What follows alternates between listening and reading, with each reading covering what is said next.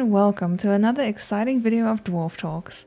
I am Jess, and some of you may know me as Miss NadyJ, and today we're doing things a little differently.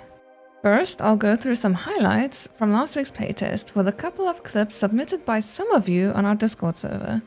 After that, we'll hand it over to our CEO, Stefan, to answer one or two questions asked by our community. So, let's get started. We saw so many of you playing last week and enjoying the playtest, but at one point some of you mentioned that you were briefly unable to play.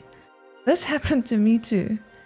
Luckily, this was very short-lived, and our devs quickly realized that the reason for this was due to our highest ever CCU count for a playtest. We had so much fun during last week's playtest.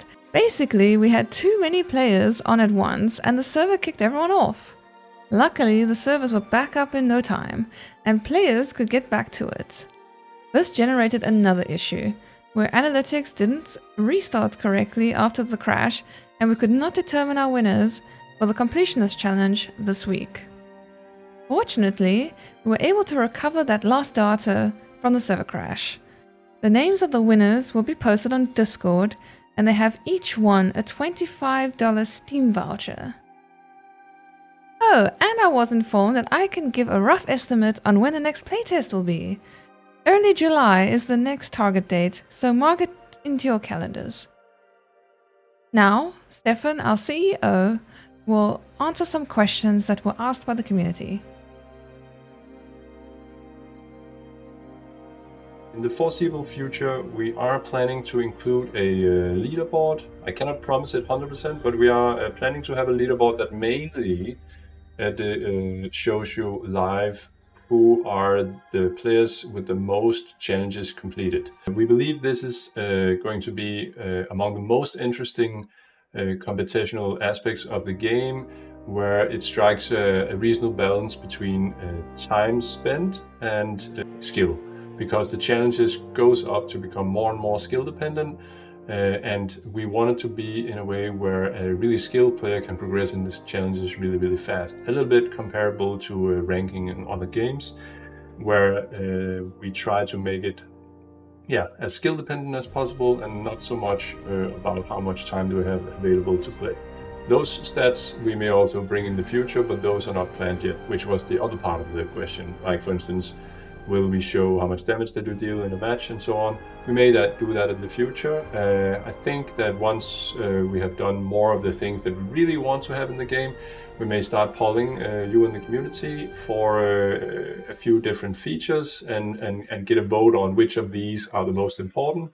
And then, for instance, stats like that may be a feature example that you could then vote for. During the foreseeable future, I think within the next 2, 3, or 4 months, our key focus is around making the world bigger and extending the longevity of the game, the sense of progression, and the onboarding. Those are the 3 things we really want to improve now. We feel we have a pretty solid core loop, and we have made a huge progress on stability of the game, performance, and stuff like that. So now we also want to get a little bit back to adding a lot more content and longevity, so that we, for instance, can start running tests that are much longer than just a couple of days, where you can get far in the progression. Things that we are going to focus on is to, for instance, flesh out the lobby that you start in, where there's lots of NPCs and so on that are not interactable in any way. Those we want to make into quest givers, gives you sense and purpose in the game, puts you on kind of like a main campaign across several maps, where you unlock different vendors with different crafting opportunities for you, different shops, abilities. Basically, we will strip you from some of the stuff that you already have now in terms of inventory space. You have to earn that and plan for if that's the thing you want to progress towards. So you unlock more inventory space, more inventory slots in your backpack.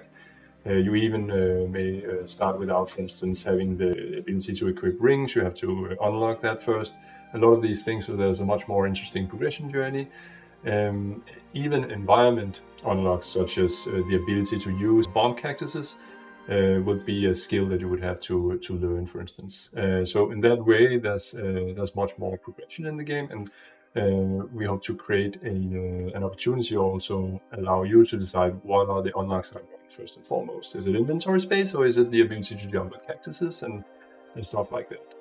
Hopefully this shed a lot of light on what you can expect in the future, and let's see where that goes. Please keep putting in questions, and then I'm happy to once in a while jump in and answering some of them. Have a wonderful day, and also thanks so much for playing a lot in our recent test. That was super awesome. Toodly-doo.